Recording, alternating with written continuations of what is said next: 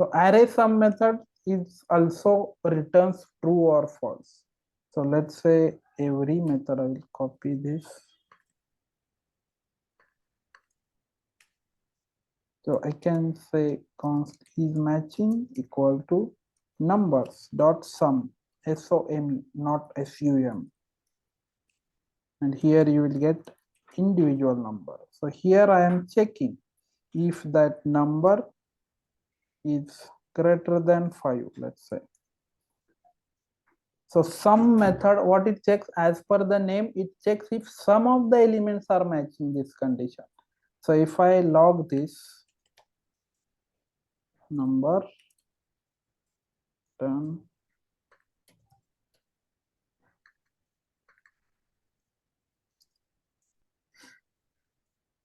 so you can see is matching is true.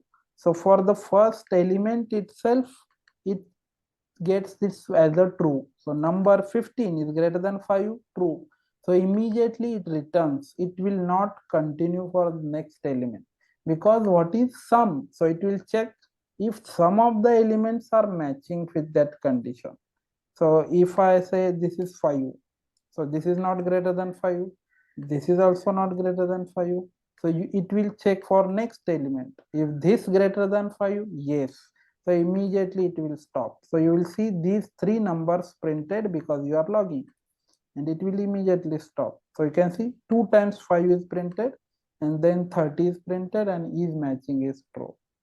So some method will check if at least one of them is matching that condition. So until it does not find that matching, it will keep checking. So for this, it's not matching. So it will go for next element. Is this matching? No. Then it will check for next element. As soon as it finds that this is greater than 5, it will stop and it will return true. So sum and every method returns Boolean value, true or false. So that is the difference. Every method will check for every element. Some method will check for at least one element is matching with that condition. So some method will immediately stop if it finds that particular matching condition. You can write this now complex code also here. So it's exactly same. So now what we are doing here, we are checking for some, if some of them include. So for the first user itself, for this user, it finds what we are checking is matching name and is matching age. So user dot name dot to lowercase.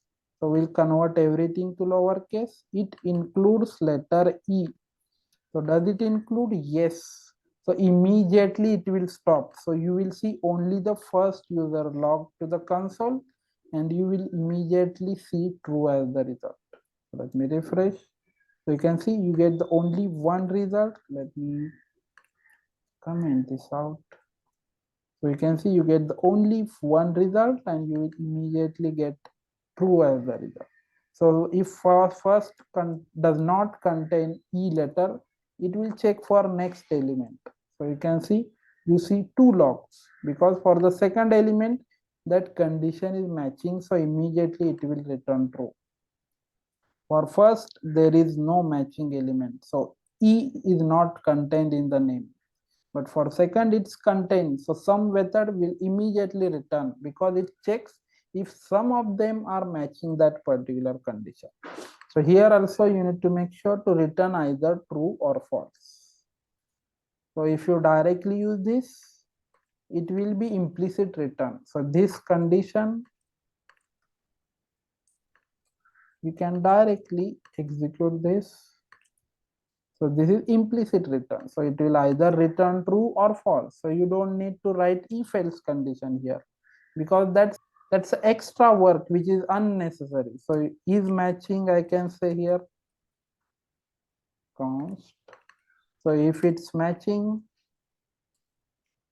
I will return true, else return false. So you can do like this also, but it's unnecessary code you are adding, because by default this condition itself will return true or false. So you don't need to manually return true or false. only this code is enough. So you see, save some extra characters and extra lines. So this is all about sum and every method. Now sum is also used to break out of loop. So if you see for each method, there is no way to break out of that loop. So it will continue until all the elements are not looped over. But some method will immediately stop if it finds that. So it's a great way to break out of the loop if any condition is matching. So sum or find, you can use both of them. But sum method is special because it checks at least one element is matching. So you can use some method in that case. And find method, what it will return is, it will not return true or false. So both sum and find method almost similar, but the difference is that find method, it will return that particular element which it matched. So here what we are checking, if number equal greater than 20. So if it finds that, it will return that number, it will not return true or false.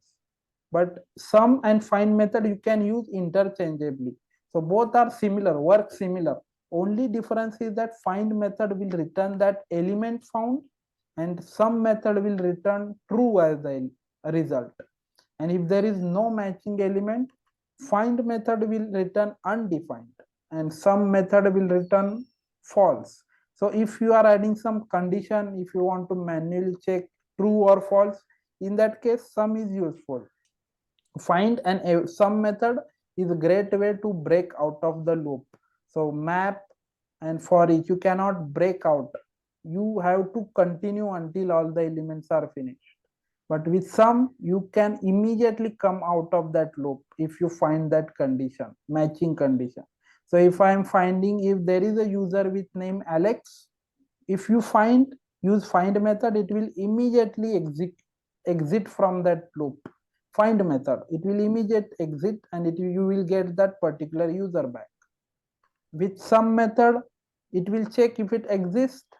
So if it finds that matching condition, it will immediately exit from that loop, break out of that loop. But find method will return that particular object, and sum method will return true or false.